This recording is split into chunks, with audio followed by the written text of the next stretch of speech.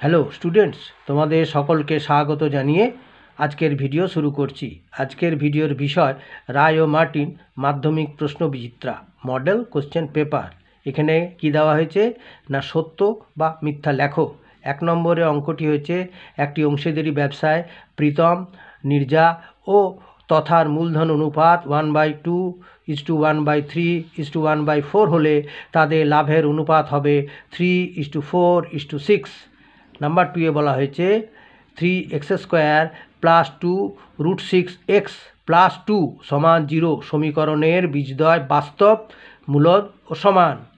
আচ্ছা, নাম্বার 3, লভ্যাংশ স্থির থাকলে মূলধনের সঙ্গে সময়ের সমানুপাতিক সম্পর্ক।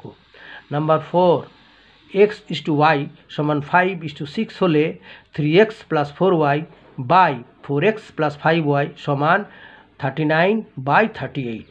নাম্বার 5, বৃত্তের ব্যাসার্ধে সমান চাপ বৃত্তের কেন্দ্রে 57.3 ডিগ্রি কোণ উৎপন্ন করে।